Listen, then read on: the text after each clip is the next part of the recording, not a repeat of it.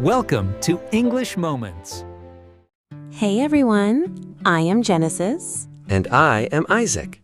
This is episode 18 of English Moments, where real conversations turn into real confidence. If you are new here, welcome. Please hit that subscribe button right now. We post new episodes every other day, and you do not want to miss a single one. Okay, picture this. You forgot a friend's birthday. You realize it 2 days later, and now you have to say something. Or you said something in a meeting that accidentally hurt a coworker's feelings. You did not mean it that way, but the damage is already done. Or you were late, again, and the person waiting for you is clearly upset, and you know sorry alone is not going to fix this. These moments happen to everyone, in every language. But in English, many learners freeze at exactly this moment because they only know one word, sorry. And sorry, said the wrong way, can actually sound empty or worse, careless. This is called apologizing. And a real apology is one of the most powerful things you can say in English, but almost nobody teaches how to do it properly. Today, we are going to teach it properly. How to start an apology so it does not sound weak or fake. How to make it meaningful so the other person actually feels it, and how to end it in a way that repairs the relationship, not just ends the conversation. By the end of this episode, you will never have to rely on a single empty sorry again. Let's get into it. Genesis, do you remember a time your apology completely failed? Like you said sorry and it just made things worse? Oh, painfully, yes. Okay, so I once forgot a coffee date with a close friend. Completely forgot. She waited for 40 minutes. Oh no, what did you say when you found out? I called her and said, "Sorry, I got busy." That was it. 4 words. I got busy. I got busy. Like that explained everything. She was quiet for a second and then said, "Busy doing what?" And I didn't have a good answer because the truth was I just forgot. And my apology sounded like an excuse instead of an apology. It made her feel like I didn't think it mattered. The problem was not your English. The problem was the apology had no real acknowledgement in it, no responsibility, just an excuse dressed up as sorry. Exactly. And it took a proper conversation later, a real apology, to fix it. Mine was different. I made a joke in a team meeting, a joke about a project that failed. I thought it was funny. Turns out the person who led that project was sitting right there, and it was clearly not funny to her. Oh no. Oh yes. The room went quiet, and in that moment, all I managed to say was, "Oh, sorry, I was just joking." Which, if you think about it, is basically saying, sorry that you got upset by my joke, not sorry that I hurt you. That is such a common mistake. People apologize for the other person's reaction instead of apologizing for what they actually did. Sorry you feel that way is not the same as sorry I said that. Exactly. So today, we are giving you the tools, the real structure, the right phrases, so that your next apology actually lands the way you want it to. Because a good apology is not weakness. It is one of the strongest, most respected things you can say in any language. It shows maturity, it rebuilds trust, and it can save relationships, personal and professional. Here is our plan for today. 3 sections. Section 1, how to start an apology. The opening words that set the right tone immediately. Section 2, how to make an apology meaningful. What makes the difference between an apology that feels real and one that feels empty? Section 3, how to end an apology and move forward, so both people can leave the conversation feeling like something was actually repaired. For each section, we will explain the technique simply, give you real phrases, show you real conversations, and practice together with repeat after me moments. Ready?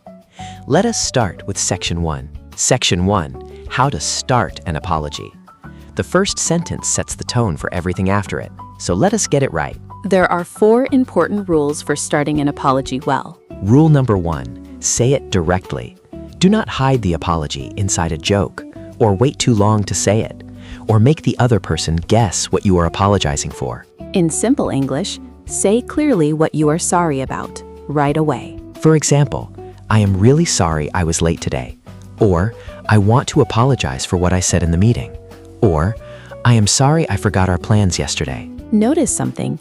Each of these names the exact thing: being late, what was said, forgetting plans. It is specific. Specific means exact and clear, not general. A vague sorry leaves the other person wondering if you even know what you did wrong. Repeat after me. I am really sorry I was late today. Good. Now you say it. I am really sorry I was late today. Rule number 2. Do not lead with an excuse. This is the biggest mistake people make. They start with, sorry but, and the excuse comes before the actual apology. In simple English, say sorry first. Explain later if you need to at all. Compare these two. Bad version. Sorry, but traffic was really bad today. Good version. I am sorry I was late. Traffic was really bad, but I should have left earlier. Do you hear the difference? In the good version, the apology comes first and takes responsibility. The explanation comes after, and it does not try to remove the blame completely. Repeat after me. I am sorry I was late. I should have left earlier. Rule number 3. Use the right tone. Tone means the feeling behind your words, how sincere and serious you sound. Even the right words can sound empty if your tone is rushed or careless. In simple English, slow down. Sound like you mean it. For example, do not just quickly say, sorry, anyway, and move on. Instead, pause. Look at the person. Say it clearly. I am genuinely sorry about that. Genuinely means truly, really. Adding that one word, genuinely, and saying it slowly actually changes how sincere it sounds. Repeat after me. I am genuinely sorry about that. And rule number 4, apologize at the right time. Not too late and not in the wrong place. A private apology for a private mistake. A public apology, if needed, for something that affected a group. For example, if you hurt a friend's feelings privately, apologize privately, one-on-one.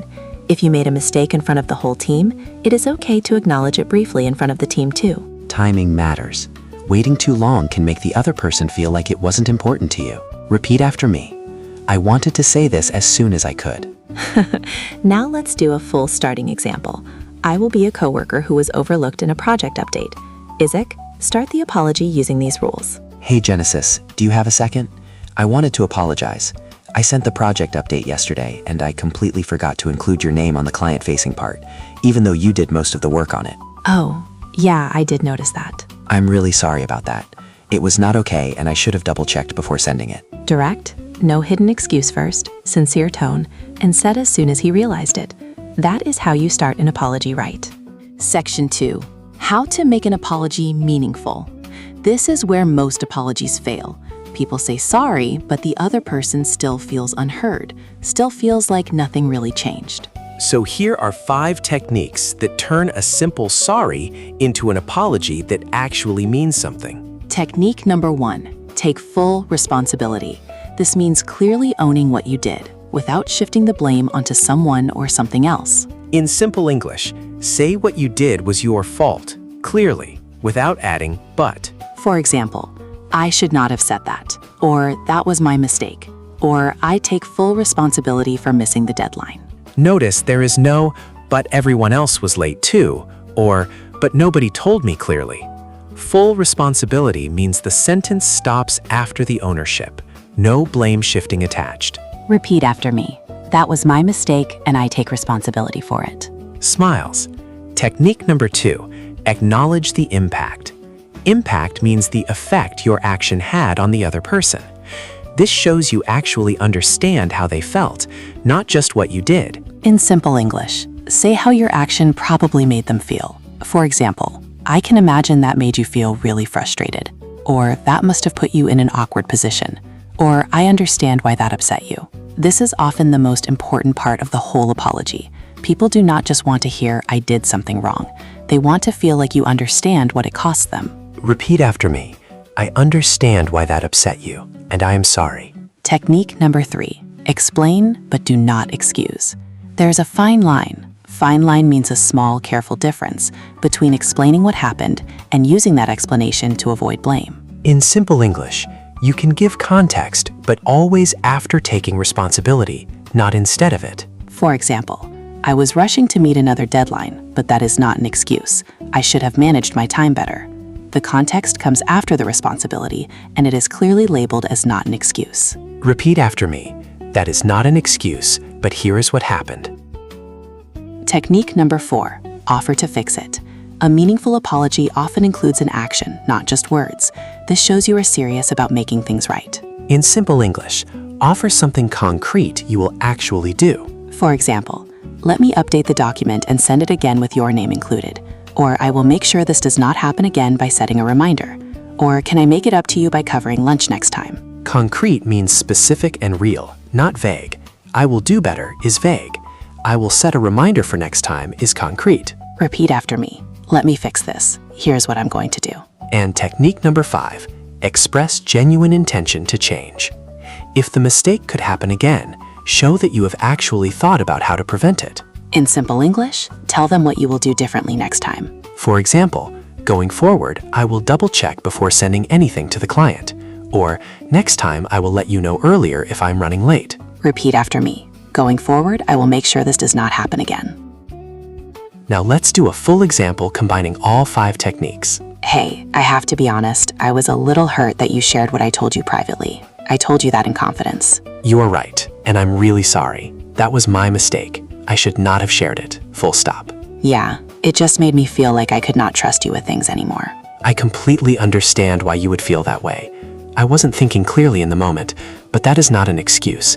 I should have respected what you told me privately. I appreciate you saying that. Going forward, I promise anything you tell me stays between us. And if it helps, I'm also happy to clear it up with the person I mentioned it to, so they know it was not meant to spread further. Full responsibility, acknowledge the impact, explained without excusing, offer to fix it, and promise to change going forward. That is a meaningful apology. Section 3. How to end an apology and move forward. This part gets forgotten a lot, but how you close the conversation decides whether the relationship actually heals or just quietly stays a little broken. So here are 5 natural ways to end an apology well. Way number 1. Give the other person space to respond. Do not rush past the apology straight into a new topic. Let them say how they feel, even if it is uncomfortable. In simple English, pause and let them speak. For example, after apologizing, simply say, "I just wanted you to know that. How are you feeling about it?" Or, "I understand if you are still upset. I just wanted to say that clearly." Repeat after me. I understand if you need some time. I just wanted to say that clearly. Way number 2. Ask if there is anything else needed. This shows you genuinely care about fully repairing things, not just checking a box. For example, is there anything else I can do to make this right? Or is there anything you need from me? Repeat after me. Is there anything else I can do to make this right? Way number 3. Do not over-apologize. Over-apologizing means saying sorry too many times, which can actually make the other person uncomfortable or make it about your guilt instead of their feelings. In simple English, say it clearly once or twice and then let it settle. Instead of repeating, sorry, I'm so sorry 5 times, say it once, clearly and sincerely, and then move the conversation forward naturally. Repeat after me. I said what I needed to say, and I really mean it. Way number 4. Thank them for hearing you out. This acknowledges that listening to an apology is not always easy either, and shows appreciation for the conversation itself. For example, "Thank you for listening to me," or "I appreciate you letting me explain." Repeat after me. Thank you for letting me explain. It means a lot. And way number 5, gently move toward the future. Once the apology has landed and been acknowledged, it helps to say something that signals things can move forward. For example, I really value our friendship, and I don't want this to change that. Or, I hope we can put this behind us. Or, let us just move forward from here. Repeat after me. I really value this, and I hope we can move forward together. Let us do a full ending example. I appreciate you saying all that, honestly. It did bother me, but I know it wasn't intentional. Thank you for hearing me out. Is there anything else I can do or anything you need from me on this? No, I think just knowing you understand is enough. Okay, I really value working with you, and I don't want this to affect that. It won't. Let us just move forward from here. Space to respond, offer to do more, no over-apologizing, gratitude, and a gentle step toward the future. That's how you end an apology well. Now, let us put everything together. A complete apology, from start to finish. Listen carefully and count the techniques. Hey, Genesis, do you have a minute? I wanted to talk about yesterday. Sure, what's up? I am really sorry I missed our call yesterday. I know you had blocked out time for it, and I just did not show up. Yeah, I waited for almost 20 minutes actually. That was my mistake, and I feel bad about it. I can imagine that was frustrating, especially since you had rearranged your schedule for it. It kind of was, honestly. I had to push back another meeting to make time. I completely understand. I got pulled into an urgent client issue and lost track of time. That is not an excuse, though. I should have at least sent you a message. Yeah, a quick message would have helped. You're right. Going forward, I am going to set reminders before any call so this does not happen again. And if it's okay with you, can we reschedule for tomorrow at the same time? Yeah, tomorrow works. Thank you for understanding. I really value our work together and did not want this to feel like a pattern. I know it's not. It's okay, Isaac. Let us just move forward.